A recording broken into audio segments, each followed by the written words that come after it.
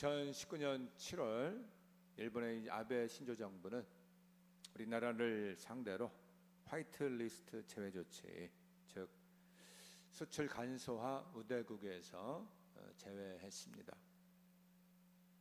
이는 과거사 갈등으로 비롯된 이 경제적 정치적 보복의 성격이 강한 일이었습니다. 2018년 10월에 일제 강제동원 피해자들이 일본 전범기업을 대상으로 손해배상을 청구했었습니다. 이에 따라야 우리나라의 대법원이 배상금을 지급하라고 최종 판결을 내렸기 때문입니다. 이 반발한 일본은 우리나라 핵심 먹거리 반도체와 필수적인 소재들에 대한 수출 절차를 강화했습니다. 한국의 주력 산업 부품 공급망을 압박하면서 정부에 타격을 주고 또 과거사 이슈에서 입장 변화를 이끌어내려는 정치적 보복이었습니다. 결과가 어떻게 되었을까요? 그동안 우리나라는 일명 이 소부장이라고 하는 소재 부품 장비에서 대일 의존도가 심했습니다. 하지만 이를 계기로 불화수소 등 핵심 소재 일본 의존도가 대폭 떨어지고 이제 국내 소부장 기업 생태계를 국산화로 강화시켰습니다. 이제는 일본 소재 기업들이 오히려 이제 판로를 잃는 상황이 발생하고 말지요. 이에 일본이 얻은 교훈이 있다고 합니다. 아무리 뛰어난 기술을 가져도 한국과 같은 삼성전자나 SK하이닉스 같은 제조 기반이 없으면 소용없다는 것이죠. 반도체 호황을 누리지 못하고 단지 외국 기업을 위한 부품 창고에 그친다는 것을 절감했습니다. 이에 따라서 일본은 2023년도 수출 규제를 완전히 철회했고 양국 상호 간의 반도체 공급망 협력 체제로 전환했습니다. 여러분, 세상은 군사력이든 경제력이든 힘이 있어야 합니다. 자국의 영향력을 확대하려면 그만한 영향력을 발휘할 수 있는 힘을 가지고 있어야 한다는 것이죠. 예수님 당시에 로마는 무력으로 평화를 가져왔습니다. 그래서 일명 팍스 로마라고 합니다. 그 평화가 가능했던 이유는 로마의 강력한 군사력이 있었기 때문이었습니다. 오늘날 이 땅의 문제가 무엇이냐면 힘은 있지만 여기에는 한계가 있다는 것입니다. 여러분, 과거 로마가 지배하는 세상에 범죄가 없었습니까? 세상에서 가장 타락한 시대가 로마 시대였습니다. 각종 불의와 불법과 폭력이 난무했습니다. 오늘날 미국이 전 세계를 지배한다고 하지만은 의롭고 정의로운 세상을 이루지 못합니다. 이제 경찰 국가를 자부하는 것은 옛말이고 그 실상이 어떻게 바뀌었습니까? 자국의 군사 기업들이나 경제 기업들을 위해서 상대국을 압박하고 막대한 이익을 얻습니다. 우리나라처럼 군사 협정이라고 하는 이 소파 협정을 맺은 나라는 막대한 지원을 해줄 수밖에 없습니다. 그러면서 각종 미군의 범죄가 생겨도 우리나라의 법에 접촉을 받지 않습니다. 조사를 할지 몰라도 다시 미국으로 송환되어서 그 법정의 재판 결과에 따라서 처벌을 받지 않을 수도 있습니다. 그러면 결국 피해 당사자들만 고통과 아픔 속에서 살아가게 되는 것입니다. 이렇게 인간들이 모여 살고 있는 곳은 어느 곳이나 수많은 죄악들이 생겨나죠. 이 근본적인 죄 문제를 처리하지 않고서는 세상의 문제가 결단코 해결될 수 없는 것입니다. 놀랍게도 성경은 이러한 인간의 문제에 대해서 해결 방법을 제시하고 있습니다. 이 근본적인 죄 문제를 처리하기 위해서 바로 예수 그리스도께서 이 땅에 오셨다는 것이죠. 주님께서 우리의 죄 문제를 위해서 십자가에 죽으시고 살아나셔서 인간이 해결할 수 없는 이 문제를 완전히 해결하셨습니다. 이로써 모든 인간의 마음속에 이제 예수님을 영접하고 주님의 말씀을 따라 살아갈 때 어떤 일이 여러분 생겨납니까? 각 개인에게 하나님의 나라가 이루어집니다. 주님이 그 사람을 다스리기 때문에 그 사람이 속한 가정과 또한 직장, 일터, 이 세상에 하나님의 나라가 이루어지는 것입니다. 그렇게 되면 무엇이 가능하겠습니까? 지금까지 인간의 욕심과 계획들을 가지고 살던 그 죄의 경향들이 달라지는 것입니다. 사람들이 달라지면 그들이 속한 세상도 이제 하나 둘씩 변화되어 갈 수 있다는 것이죠. 바로 이것이 오늘날 성령의 사람이요 진짜 그리스도인들의 역할이라 할 것입니다. 누가복음 4장 43절에 보십시오. 예수께서 이르시되 내가 다른 동네들에서도 하나님의 나라 복음을 전하여야 하리니 나는 이 일을 위해 보내심을 받았노라 하시고. 주님이 이 땅에 오신 이유 중에 하나는 뭐냐? 그 중에 가장 큰 이유는 바로 하나님의 나라를 이루기 위해 오셨다는 것입니다. 주님은 십자가의 죽음 부활로 바로 이것을 완성하셨습니다. 이제 예수님을 믿고 따르는 우리는 영적인 힘을 가지고 하나님의 나라를 이 땅 가운데 이루어 가야 한다는 것이죠. 그래서 우리는 이런 인생의 목적을 위해서 실질적으로 여러분 고민하지 않으면 안 됩니다. 당장 우리는 당면한 문제에 대해서 고민할 수 있어요. 근데 그 문제의 원인이 뭔가를 보십시오. 그것은 내 자신에부터 시작을 해서 우리 삶의 자리가 하나님의 나라가 이루어지지 못했기 때문이라는 것입니다. 안타깝게도 오늘날 보십시오. 점점 인구의 수도 줄어들지만은 설상가상 그리스도인의 수는 더 여러분 줄어들고 있어요. 그래서 그동안 교회가 무엇을 추구했고 성도들이 무엇을 위해서 신앙생활을 해왔는가와 아주 깊은 연관이 있습니다. 여러분 한국교회가 쌓아온 세 가지의 병폐가 있습니다. 가만히 보십시오. 나도 여기에 상관이 없다라고 말할 수 없어요. 뭐가 있습니까?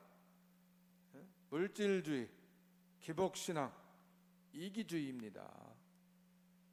모든 일에 물질이 우선되고 내가 이 땅을 살 때 세상적인 복만 받으면 된다라고 여기면서 살아온 모습이 있지 않습니까? 그러니까 무엇을 생각하게 되냐면 내게 유익이 되면 그만인 거예요. 다른 사람에게 손해가 가고 때로는 상처를 줘도 나는 어떤 수단과 방법을 추구하더라도 나의 유익을 위해서 살겠다라고 하는 것이죠.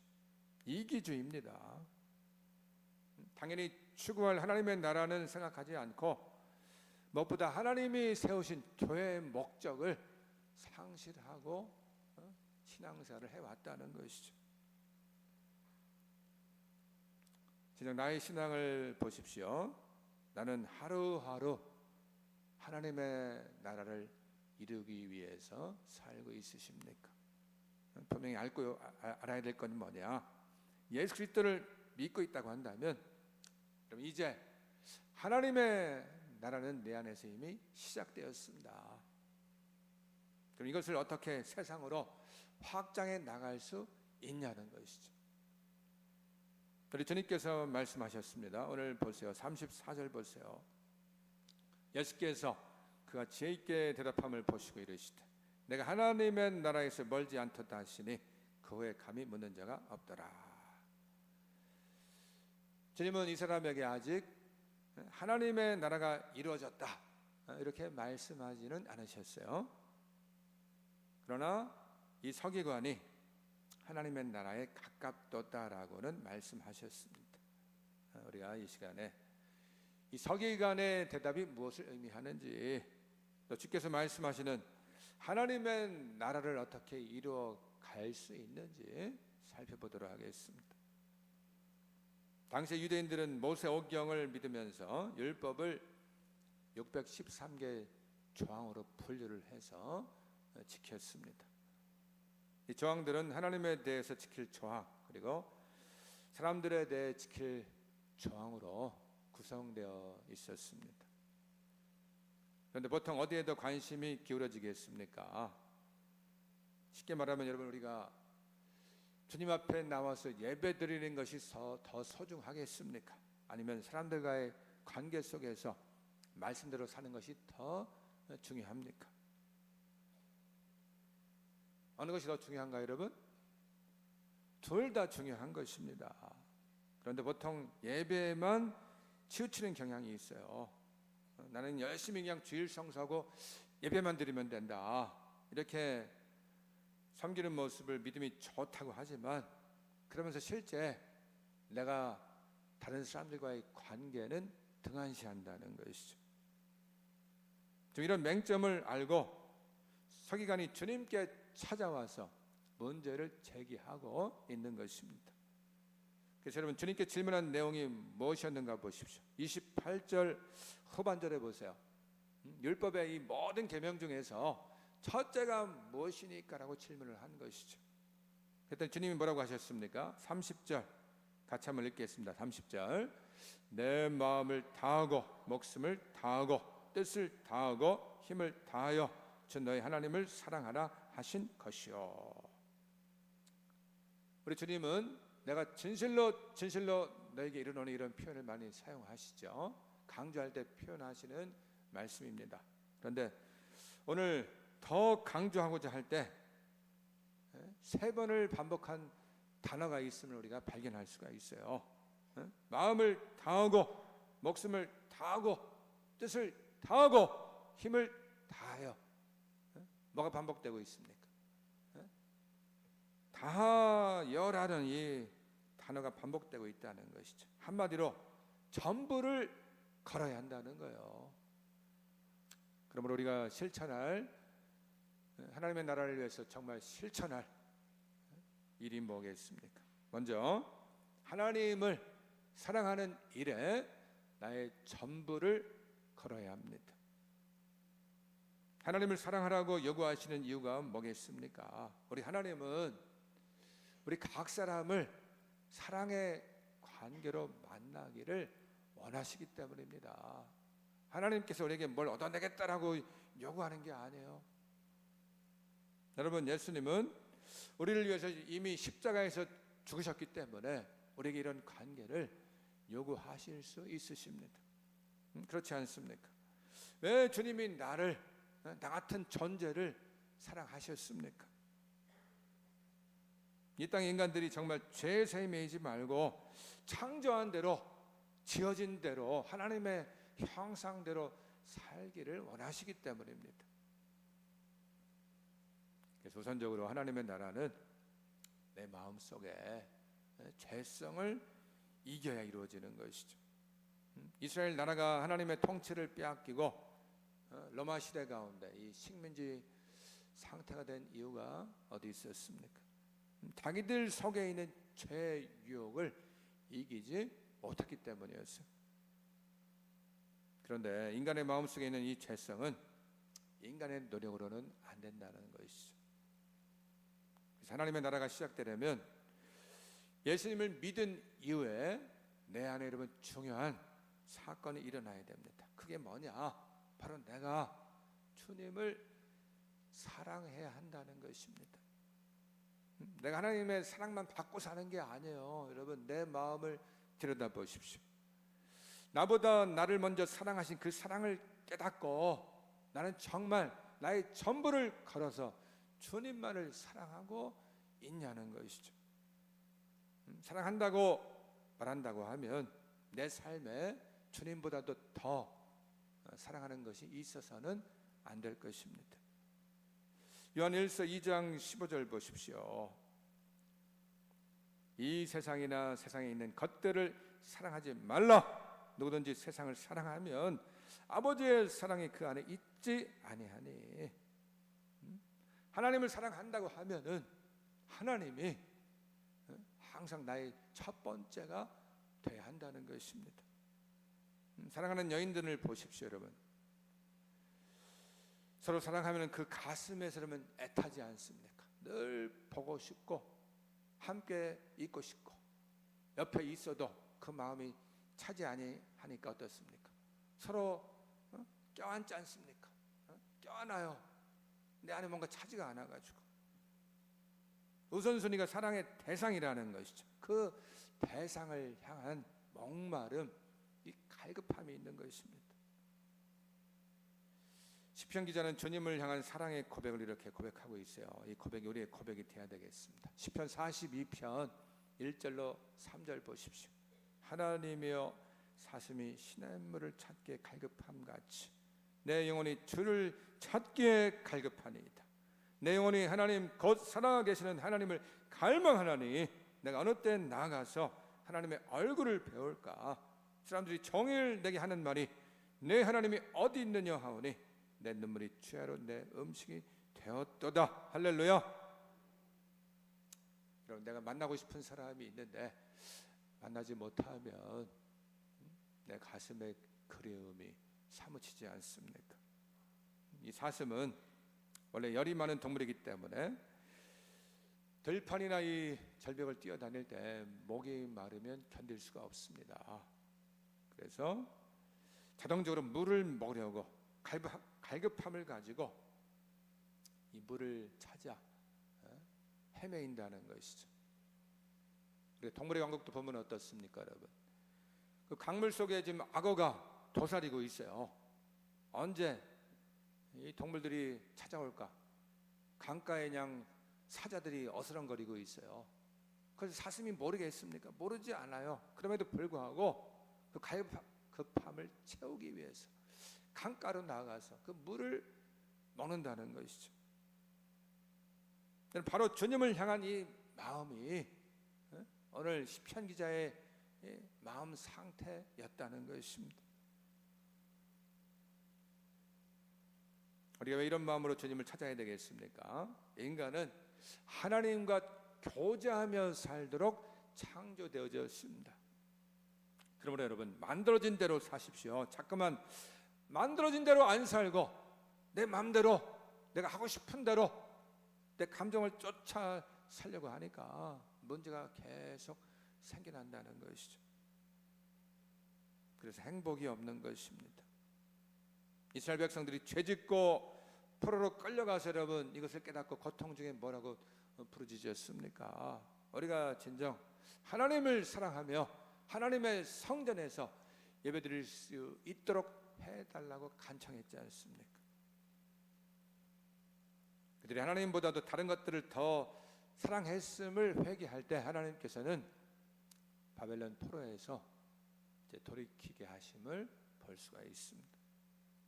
여러분, 우리가 주님을 향한 사랑의 마음이 있다면 어떻게 달라지겠습니까? 내 삶에 두 마음을 품지 않습니다. 세상에 물들고 정결함이 없는 자리에 나아가지 않습니다. 교회 사역하면서 사소한 일로 다투지 않습니다. 세상과 교회 양다리를 걸치면서 이리 갈까 저리 갈까 헤매이지 않습니다. 우리가 뭐 때문에 여러분 신앙생활을 하고 있습니까? 나를 사랑하신 그 주님의 은혜로 말미암아서 자원함으로 여러분 하나님을 사랑해야 하는 것입니다. 그래서 더 힘있게 봉사하고 더 충성을 다해 섬길 수 있게 되는 것입니다. 로마서 14장 7절 8절 한번 보십시오. 우리 중에 누구든지 자기를 위하여 사는 자가 없고 자기를 위하여 죽는 자도 없도다. 우리가 살아도 주를 위해 살고 죽어도 주를 위해 죽나니 그러므로 사나 죽으나 우리가 주의 것이로다. 진정 이 고백이 나의 고백이 되고 있어요? 내가 지금 사나 죽으나 주를 위해 살고 있다고 한다면 하나님이 나를 부르셔도 그냥 내가 주를 위해 살고 있으니 주님, 내가 주님이 부르시면 가겠습니다. 나갈 수 있는 것이죠. 이 생명을 아끼지 않는 거예요. 초대교회 성도들은 바로 환난과 핍박 가운데서도 죽음을 당하면서도 이 주님을 향한 사랑의 고백을 놓치지 않았습니다. 나를 품어주시고 용서하시고 죽기까지 복종하신 주님의 사랑을 깨달았기 때문이었습니다. 여러분, 세상을 사랑하지 마십시오. 주님을 나의 첫 번째 대상으로 삼으시고 나의 전부를 걸고 주님을 사랑할 수 있기를 간절히 축원합니다. 다음은 하나님을 사랑함이 이웃사랑으로 이어져야 합니다. 서기관이 주님께 질문할 때 주님은 하나님을 사랑하라고 이 한 가지만 말씀하지 않으셨어요. 또 하나를 이야기하면서 이 둘째 계명도 이 첫 번째 계명과 똑같은 하나의 계명이라고 말씀하십니다. 31절 같이 읽겠습니다. 둘째는 이것이니 내 이웃을 내 자신과 같이 사랑하라 하신 것이라 이보다 더 큰 계명이 없느니라. 이것은 지금 첫 번째 계명과 같은 위치에 놓으면서 하신 말씀으로 이웃을 사랑하라는 것입니다. 여러분, 우리가 이웃의 영혼들을 구원하려면 어떻게 해야 됩니까? 그 영혼들에게 어떻게 다가가야 됩니까? 이웃의 영혼들에게 그냥 약간의 관심을 가지는 정도로는 안 되죠. 단지 그냥 전도의 목적을 두고 그 영혼을 사랑해서도 안 됩니다. 전도는 다음의 문제입니다. 먼저는 진정으로 이웃을 사랑하는 마음이 내 속에 있냐는 것이죠. 여러분, 사람의 마음이 얼마나 간사한지 모릅니다. 사람은 사랑을 베풀 때 그 속에는 인간적인 보상을 받으려는 마음이 있습니다. 그래서 나중에 대가가 주어지지 않으면은 섭섭하고 서운하고 마음이 멀어지는 것입니다. 그것은 바로 인간적인 사랑이기 때문이라는 것이죠. 그런데 우리가 주님께로부터 받은 사랑도 여러분 그렇게 받은 것입니까? 그렇지 않습니다. 거저 받았다라고 하는 거예요. 그럼 왜 주님께서 이런 죄인들을 왜 사랑하셨습니까? 왜 저렇게 살아갈까? 불쌍히 여기셨기 때문에 긍휼히 여기시고 거저 선물로 주셨다는 것이죠. 따라서 이 은혜를 아는 자는 어떻습니까? 나를 향하신 그 주님의 사랑이 뭔가를 더욱 깊이 알아가고 경험하게 된다는 것입니다.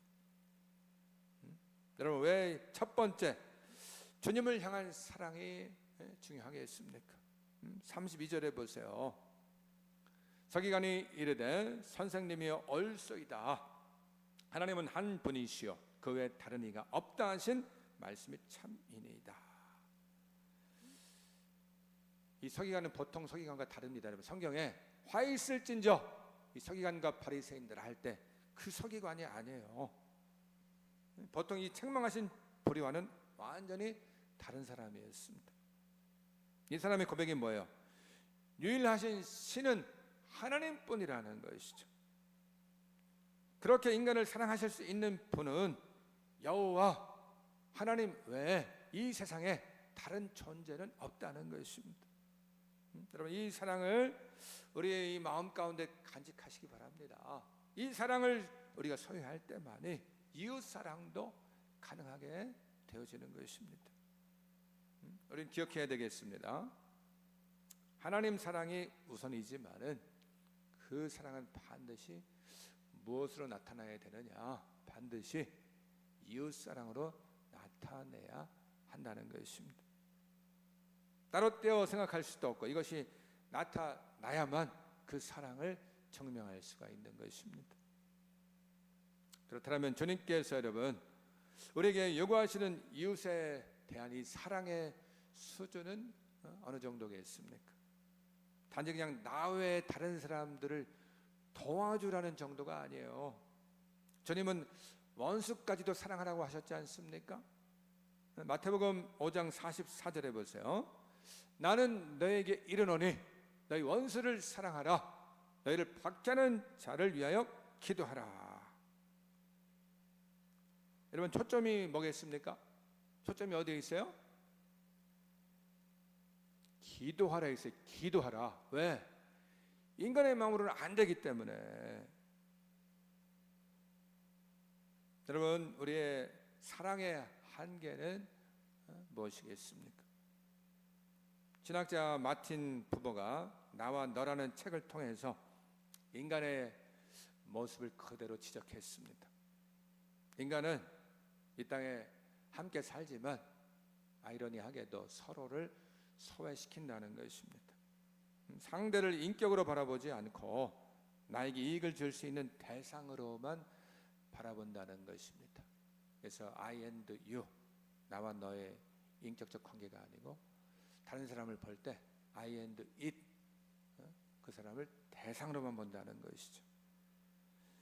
나와 너의 관계가 아니고 인간적으로 나와 통하는 자인지, 나와 생각이 같은 자인지, 나와 어울릴 수 있는 자인지를 보고 그렇지 않은 자들은 구분해서 상정을 하지 않는다는 것이죠.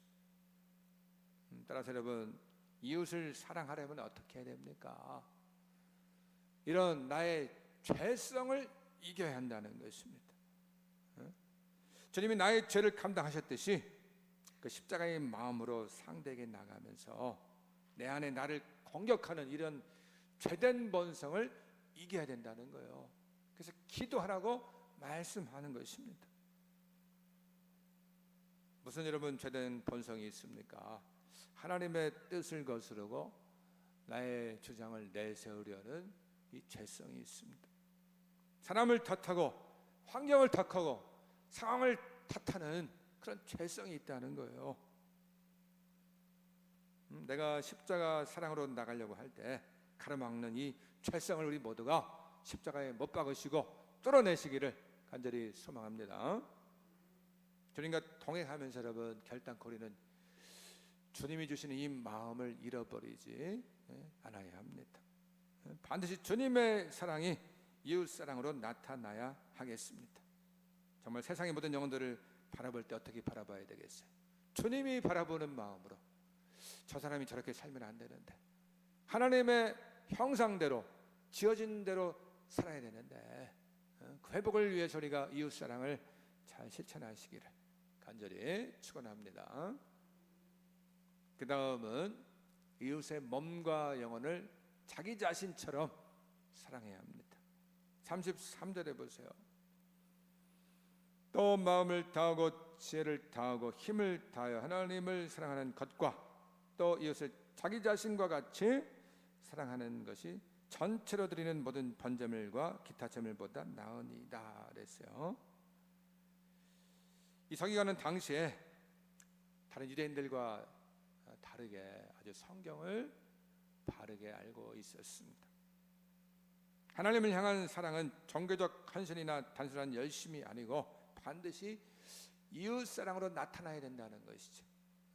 이제 후반절의 말씀처럼 예배를 드렸다면은 예배 드린 이후에 하나님의 말씀을 따라서 이웃 사랑을 실천해야 된다는 거예요. 그렇지 않다면은 이 사랑한다고 하는 말은 순전히 허위고 거짓말이라는 것입니다. 러시아의 철학자 베르자 예프는 이렇게 말했습니다. 만약에 내가 배고프다면 그것은 신체적인 문제이다. 그러나 내 이웃이 배가 고프다면 그것은 영적인 문제다 그랬습니다. 섬뜩할 정도로 우리의 전곡을 찌르는 말이 아닐 수 없습니다. 내가 배고프면 당장 음식을 해먹고 만들어 먹습니다. 그와 동일하게 이웃이 배고픈데 방치하지 않고 행하고 있냐는 것입니다. 나만 먹고 있다고 하면 그것은 영적으로 바로 서지 못한 문제라는 것이죠.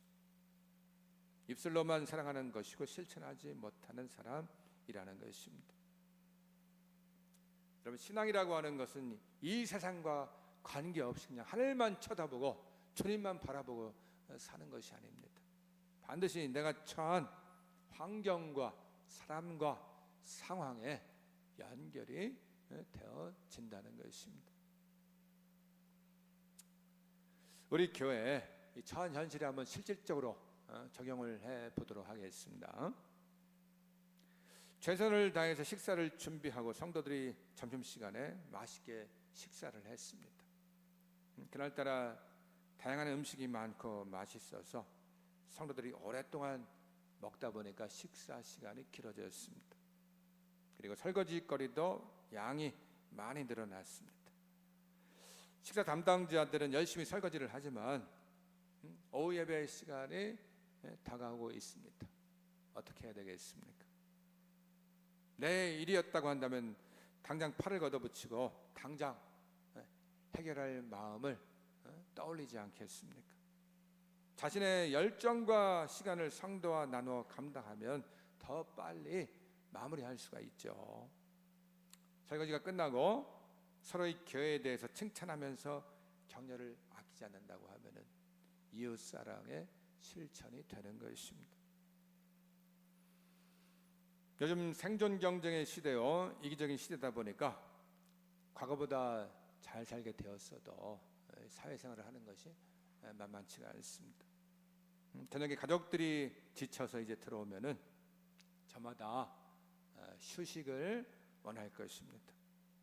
내심이 귀한 만큼 배우자나 자녀들, 또 부모님들 역시 지치고 이 마음을 털어놓을 대상이 필요하다는 것을 알아줘야 합니다.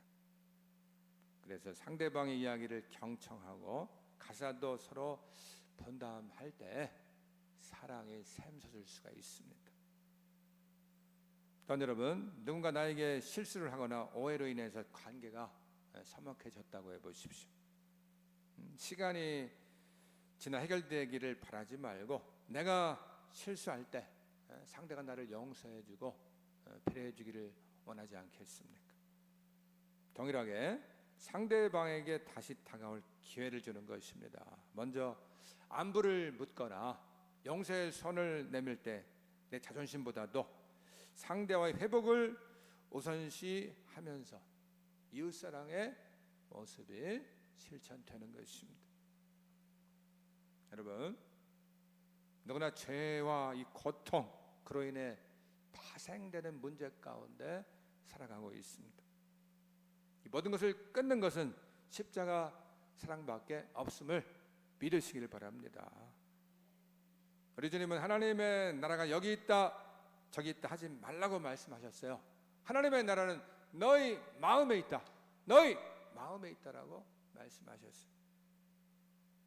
우리 각자의 마음에 예수님을 영접한 이후에 관건은 뭐냐? 주님의 다스림을 받아야 됩니다. 주를 믿는다고 하면서 또 여전히 내 주장대로 살면 안 돼요. 주의 다스림을 받아서 여러분 주님의 나라를 이루어가시기 바랍니다. 주님은 서기관에게 하나님 나라에 멀지 않다라고 말씀하셨습니다. 왜냐하면 이 서기관은 머리로는 알고 있지만 그 삶으로는 아직 실천하고 있지를 못했기 때문이었습니다. 정말 여러분, 하나님의 나라가 뭐겠습니까? 로마서 14장 17절 같이 읽겠습니다. 하나님의 나라는 먹는 것과 마시는 것이 아니요 오직 성령 안에 있는 의와 평강과 희락이라. 먹는 것 마시는 것 여러분 비본질입니다. 비본질로 인해 넘어지지 마십시오. 의는 내가 말씀 안에 바로 서는 거예요. 그 마음으로 주님과의 관계, 사람들과의 관계가 바로 회복된 것이 바로 평강입니다. 그래서 나타내는 자는 내 안에 정말 세상이 줄 수 없는 하나님 나라의 기쁨, 이 희락이 넘쳐나게 된다는 것입니다. 이것을 위해 정말 거룩한 대가를 지불하시기 바랍니다. 예수님의 십자가 사랑을 본받아서 희생의 자리로 나가십시오. 그 과정은 십자가 고통이 따르지만 반드시 주님의 영광으로 나타나게 될 것입니다. 내게 임한 이 하나님의 나라를 세상으로 확장하면서 사는 모든 이 권속들이 되시기를 간절히 축복합니다.